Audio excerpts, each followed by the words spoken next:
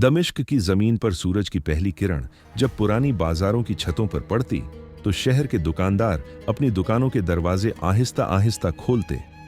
गलियों में कहवे की खुशबू, ऊंटों की घंटी की आवाज और हवा में घुलती लौटे हुए ख्वाबों की मिट्टी थी।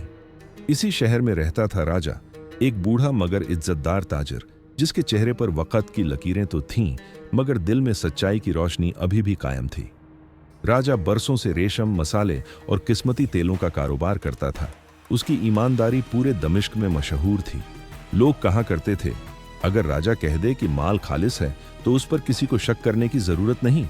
राजा का एक ही बेटा था, उमर, जवां, निडर और अक्लमंद। उसकी आंखों में ख्वाब थे और दिल में मेहनत की आग। वह अपने बाप के साथ बाजार जाता, ग्राहकों को खुश रखता और कभी किसी के साथ सख्त लहजा अख्तियार न करता। राजा को अपने बेटे पर फख्र था।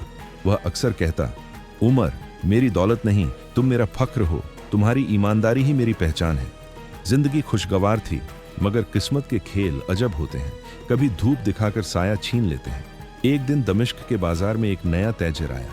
नाम था रजन। उसकी जुबान में मिठास थी, कपड़ों में नफासत और चेहरे पर वह मुस्कान जो भरोसा पैदा कर दे। लोग उसके पास खींचे चले गए। रजन भारत से आया था। वह कहता, मैं सोने, कपड़ों और खुशबुओं का कारोबार करता हूँ। दमिश्क के तजर्रों के साथ दोस्ती चाहता हूँ ताकि सबका फायदा हो। कुछ ही दिनों में रजन ने बाजार के कई तजरों का दिल जीत लिया। वह बातों से ऐसा असर डालता कि सुनने वाला बेख्याल मुस्कुरा दे। उसने बड़े वादे किए, अगर आप मेरा साथ दें तो नफा 2 गुना होगा। हम भारत और अरब का माल एक साथ बेचेंगे। राजा ने पहले पहल उसे नजरअंदाज किया। वह जानता था कि हर नया ताजिर मीठे अल्फाज बोलता है, लेकिन एक दिन रजन खुद उसकी दुकान पर आया। उसने आदब से सलाम किया और कहा, राजा साहब, मैंने आपके बारे में बहुत सुना है। आप जैसे ईमानदार ताजिर के साथ काम करना मेरे लिए इज्जत होगा। राजा ने मुस्कुराकर जवाब दिया, इज्जत तो खुदा देता है, मैं तो बस अपनी रोजी कमाता हूँ। रजन ने अपनी चालाकी दिखाते हुए कहा, अगर आप चाहें तो मैं एक बड़ा सौदा ला सकता हूँ, बस आप थोड़ा सरमाया लगाइए और मुनाफा 3 गुना होगा। राजा ने सोचा, जिंदगी भर मैंने छोटे काम किए हैं, अगर यह सौदा ठीक निकला तो बेटे के लिए अच्छी बुनियाद बन जाएगी। उमर ने बाप को रोका, अब्बा जान, अजनबी पर भरोसा न करें। दमिश्क में कई लोग वादे करते हैं मगर पूरा कोई नहीं करता। राजा ने नरमी से कहा, बेटा, कभी कभी भरोसा भी कारोबार का हिस्सा होता है। राजा ने आखिरकार सौदा मंजूर कर लिया। उसने अपनी जमा पूंजी, सोने के सिक्के, खुशबू के तेल और रेशम के थान रज्जन के हवाले कर दिए। रज्जन ने वादा किया, मैं यह माल भारत भेज दूंगा, 40 दिन बाद आपको 3 गुना मुनाफा दूंगा। कसम है गंगा की, मैं धोखा नहीं दूंगा। राजा ने मुतमईन होकर हाथ बढ़ाया। दोनों ने सौदा पक्का किया। दिन गुजरते गए। रज्जन के वादे के 40 दिन पूरे हुए, फिर 50, फिर 60, मगर रज्जन वापस न आया। बाजार के लोग बातें करने लगे, वो हिंदू ताजिर तो सबका माल लेकर गायब हो गया। राजा के चेहरे की रौनक मांड पड़ गई। घर का सुकून खत्म हो गया। बेटा उमर बाप की आंखों में दुख देखकर तड़प उठा। उसने कहा, अब्बा जान, आप फिक्र न करें, मैं उस रज्जन को ढूंढ निकालूंगा। उसने आपको नहीं लूटा, उसने हमारी इज्जत लूटी है। राजा खामोश रहा मगर उसकी आंखें में आंसू तैरने लगे। उसने बस इतना कहा, बेटा, जुल्म का जवाब अकल से देना, गुस्से से नहीं। उमर के दिल में आग जल उठी थी। उसने फैसला किया कि वह दमिश्क के इस बाजार में रज्जन के खिलाफ वही हथियार इस्तेमाल करेगा जिससे उसने दूसरों को लूटा था, चालाकी। वह रात देर तक जागता रहा। उसने शहर के रास्ते याद किए, कारवां सराय में खबरें इकट्ठा की और जान लिया कि रजन अभी भी दमिश्क के एक अमीर ताजिर के साथ काम कर रहा है, लेकिन नए नाम से, शेख रफीकुद्दीन। उमर ने आसमान की तरफ देखा और दिल ही दिल में कहा, ए खुदा, तू गवाह रहना, मैं अपने बाप का हक वापस लूंगा, चाहे जान चली जाए। उम्र ने अगले दिन से अपनी तैयारी शुरू कर दी। उसने अपने बाल कट्टे, कपड़े सादा कर लिए और बाजार में आम मजदूरों की तरह दिखाई देने लगा। वो जानता था कि राजन को बुराहे रास्ते टिकराने से कुछ हासिल नहीं होगा। चालाक दुश्मन को चालाकी से हराना होगा। इसलिए उसने सब्र और होशियारी को अपना हथियार बनाया। वो रोज सुबह बाजार में ही निकल आता, दुकानों के सामने झाड़ू देता, माल उठाता, गोदामों में छोटे छोटे काम करता। लोग उसे मेहनती नौजवान के तौर पर जानते थे। कुछ महीने उसी तरह गुजर गए। उमर ने बाजार के हर कोने को याद कर लिया, कौन किसका दोस्त है, कौन कब महताज हो जाता है और लोगों के अंदर कौन सी कमजोरी है। फिर एक दिन उसे खबर मिली कि राजन ने अपनी बड़ी फैक्ट्री में किसी इमानतदार की तलाश शुरू कर दी है। राजन चाहता था कि कोई ऐसा आदमी हो जो उसके हिसाब किताब संभाल ले, क्योंकि पिछले कुछ महीनों में उसके सूदे ठीक नहीं हो रहे थे। उमर ने उसी में अपनी किस्मत देखी। उसने फैक्ट्री में नौकरी के लिए दरख्वास्त दी और अपनी मेहनत से राजन के सामने अच्छी छवियां बनाई। जल्द ही वो फैक्ट्री में गोदाम का निगरान बन गया। राजन ने उसकी सादगी और मेहनत देखकर उसे करीब से रखना शुरू कर दिया। अब उम्र हर रोज राजन के दफातर के पास गुजरता, उसके कागजात और रसीदें देखता और खामोशी से छोटे छोटे नक्श निकालता। उमर ने इब्तिदा में छोटे छोटे काम किए, मोहर ठीक करना, खरीदारों के नाम दरस्त करना, कागजात पर ध्यान देना। उसने हर चीज को ऐसे मुनज्जम किया कि राजन को महसूस हुआ कि उसने एक काबिल आदमी पा लिया है। राजन ने उम्र को लजीज खाने खुलाए, तोहफे दिए और उसे अपने करीब महसूस किया। उस एतमाद ने उम्र को अंदर से खुश किया, मगर उसका मकसद वाज़ेह था। वो दिन रात मेहनत से सबूत इकट्ठा करता। उसने ध्यान दिया कि राजन किस तरीके से सूदे करता, किस तरह लोगों से पेशकशें ली जाती हैं और किस तरह छोटे छोटे कागजात से बड़े फ्रॉड छिप जाते हैं। उमर ने अपनी एक छोटी टीम बनाई, कुछ मजदूर जिन्हें उसने अपनी तरफ खींचा। उनमें एक आदमी था, यूसुफ, जो तेज जहन रखता था। एक और, खालिद, जो हाथ का माहिर था और तालमेल में माहिर था। ये सब उम्र के राज में शामिल हो गए। उमर ने उन्हें बताया कि वो महज मेहनती हैं, मगर सच्चाई ये थी कि वो सब राजन के खिलाफ एक मंसूबा बना रहे थे। पहला मरहला था राजन के कारोबार की छोटी छोटी कमजोरियों को बढ़ाना, ताकि बैरूनी लोग शक करें। उसके लिए उम्र ने फैक्ट्री के कुछ हिसाबात में मामूली गलती करने की शक्ल रखी। कभी माल देर से भेजा गया, कभी रसीद की तारीख बदल दी गई, कभी एक खरीदार को छोटी सी गलत चीज भेज दी गई। ये सब इतना बारीक था कि राजन ने अंदर से पहली बार उलझन महसूस की, मगर बाहर से उसने सख्ती दिखाई।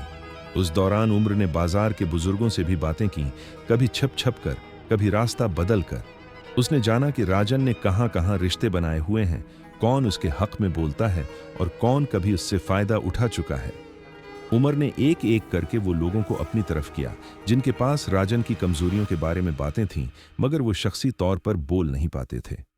दूसरा मरहला था राजन के अंदरूनी आदमियों में इंतशार डालना। उमर ने यूसुफ और खालिद के जरिए इन मुलाजमीन के साथ दोस्ती की जिन्हें राजन ने नजरअंदाज किया था।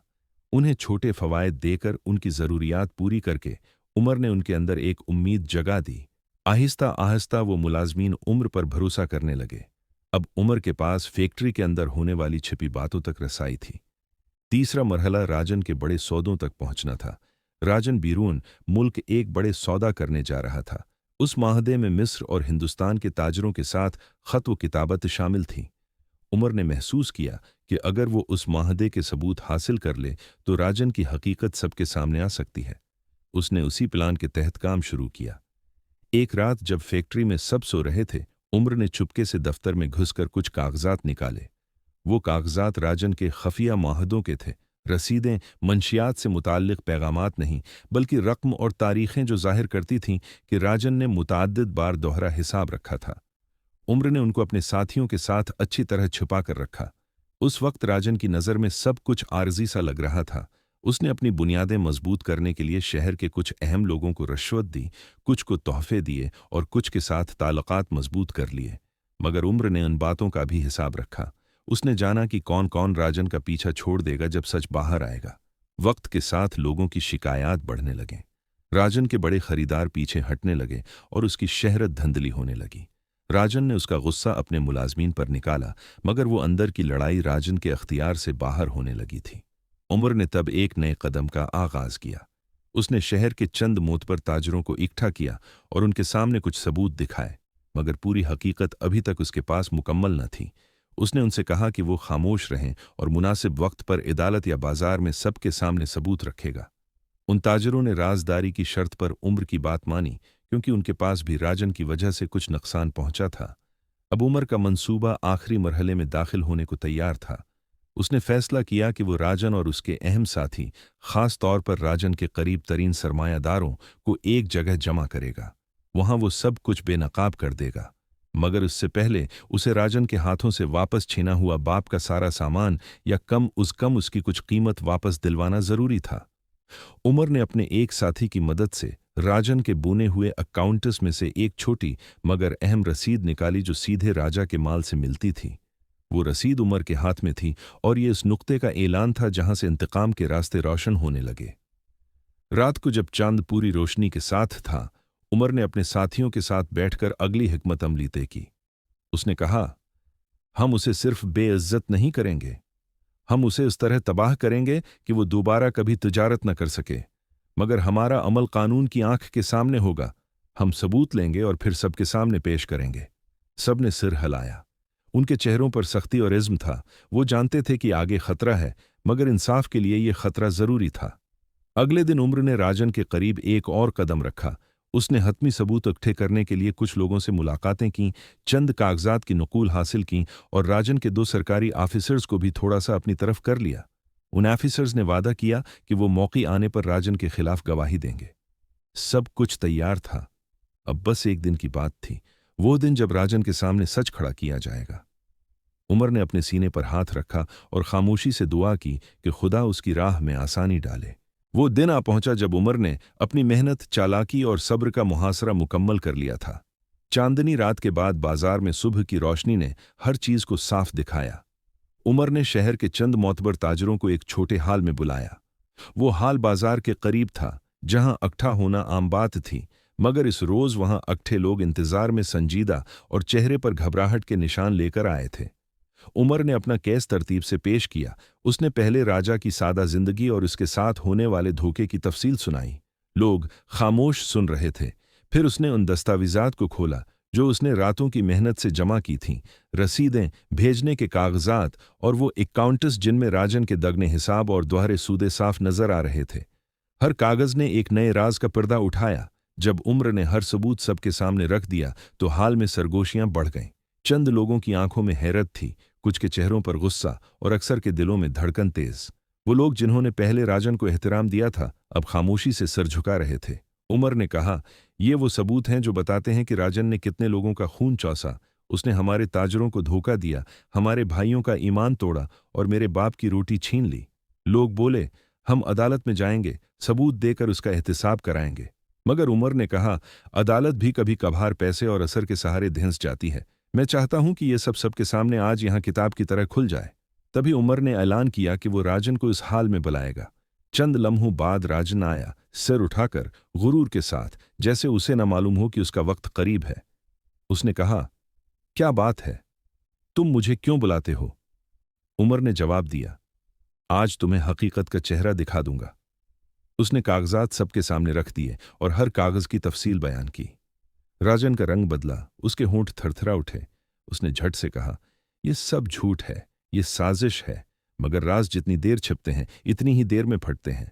हाल के लोगों ने मिलकर राजन के खिलाफ आवाज उठाई। कुछ ने कहा कि वो भी उसी धोखे का शिकार हुए, कुछ ने कहा कि उसके सूदे कभी पूरे नहीं हुए। एक बूढ़े ताजिर ने कहा, हम सबका नुकसान इसी के सबब हुआ है, हमें उसका मुहासबा करना चाहिए। राजन के पास अब कोई रास्ता न था। उसने रिश्वत दी, रिश्वत के वादे किए, मगर लोगों का गुस्सा उस वक्त तक ठंडा न हुआ। उसके जो साथी थे वो भी एक एक करके उससे मुन्ना मोड़ने लगे, क्योंकि सबके सामने सबूत पकड़े जा चुके थे। उस दिन राजन की साख अजड़ गई, उसकी दुकानें खाली हो गईं, सूदे मनसूख हो गए और शहर के लोग उसको घूरते रह गए जैसे कोई बदनाम शख्स। मगर उम्र का खून यहीं थमने वाला न था। वो चाहता था कि राजन को वही दुख मिले जो उसने दूसरे के चेहरों पर पहुंचाई थी। उसने फैसला किया कि आखिरकार वो राजन को उसके घर में बुलाएगा और वहां उसका अंजाम कर देगा, ताकि शहर की हर गली उसकी सजा का नजारा करे। रात को जब शहर साकत था, उमर ने एक पैगाम भेजा कि वो राजन से मिलना चाहता है। राजन ने सोचा शायद कोई समझौता मुमकिन हो, शायद रिश्वत से मामला साफ हो जाए। वो उम्र से मिला और उम्र ने कहा, आओ मेरे साथ चलें। राजन ने हचकचाहट में सिर हिलाया और उमर के साथ निकल पड़ा। वो रास्ता वीरान था, चिरागों की रोशनी मध्यम थी और हुआ में कोई शूर न था। उमर ने राजन को एक छोटी गली में लाया जहां लोग कम आते थे। राजन ने कहा, ये क्या हरकत है, यहां क्यों लाए हो मुझे? मगर उमर ने कोई जवाब न दिया। उसने सिर्फ एक वक्त की खामोशी में हाथ बढ़ाया और राजन को पकड़ लिया। दोनों के बीच चंद लम्हे गुजरे। राजन ने चलाया, मगर आवाज कमजोर थी। उमर ने कहा, तुमने मेरी मां, मेरे घर और मेरे बाप सबको दुख दिए। आज मैं वही दिखाऊंगा जो तुमने दूसरों को दिखाया था। फिर उम्र ने वो शायराना रख अख्तियार नहीं किया जो पहले था। वो सीधा कदम बढ़ाया और राजन का गला दबा दिया। राजन ने सांस लेने की कोशिश की, हाथ पकारे, मगर लोग दौड़ थे। शेषा सा खामोश माहौल ने राजन की चीखें निगल लें। चंद लम्हों में राजन की आंखें बंद हो गईं। उमर ने उसे जमीन पर ले जाकर छोड़ दिया। उसने अपना चेहरा आसमान की तरफ उठाया, आंखों में खून के बजाय सुकून था। उसने खुद कहा, यह मेरी सजा भी है, मेरी नदामत भी। फिर वो वापस शहर की तरफ चला, ये जानकर कि उसका अमल छिपा न रहेगा। अगले दिन बाजार में तहलका मच गया जब लोगों ने राजन की लाश देखी। कुछ ने खुशी का इजहार किया, कुछ ने अफसोस किया, मगर सबने वही सुना कि उमर खुद अदालत में आकर अपने अमल का एतराफ करेगा। उमर ने खुद को अदालत के हवाले कर दिया। उसने सबके सामने अपनी सारी कहानी सुनाई। राजन ने कैसे धोखा दिया, उसने कैसे सबूत इकट्ठे किए और आखिर में वो फेल क्यों किया। अदालत ने उमर के अमल को संजीदगी से लिया। कुछ लोगों ने कहा कि उसने जुल्म का बदला लिया, कुछ ने कहा कि उसने कानून को हाथ में लिया। सजा का फैसला हुआ, मगर शहर के लोगों का दिल अमीक तौर पर उम्र के साथ भी था। राजा की इज्जत लौट आई, लोगों ने उसकी मदद की और राजा ने अपने बेटे की हिम्मत और दर्द को आंखों में छिपाकर कबूल किया। उमर को सजा हुई, मगर इस सजा के साथ लोगों ने उसके लिए एहतराम का एक गोशा भी रखा। लोग जब बाजार में आते तो राजा को देखकर सलाम करते और उमर की बहादुरी और इंतकाम की कहानी घरों में सुनाई जाती। राजन का नाम भी लोगों के शक्वे में आता, मगर अब वो सिर्फ एक ऐसी मिसाल था कि धोखा कैसे खत्म होता है। कहानी खत्म हुई, मगर शहर में उसका असर देर तक रहा। लोग कहते थे कि इंतकाम कभी आसान नहीं होता, मगर अगर इंसान इंसाफ के नाम पर उठे और अपनी राह खुद चुने तो वो अंजाम भी कबूल करता है। राजा ने दोबारा मेहनत की, उसने अपनी हालत संभाली, मगर उमर की जगह कोई पूरा न कर सका। दिमश्क की गलियां फिर भी वहीं थीं, मगर लोग जब से राजन के नाम का जिक्र करते तो आंखों में आहसी होती। बाजार में हर किसी के दिल में ये बात रही कि कोई हक तलफी बर्दाश्त न करेगा और जो लोग जुल्म करेंगे उनके लिए अंजाम करीब है।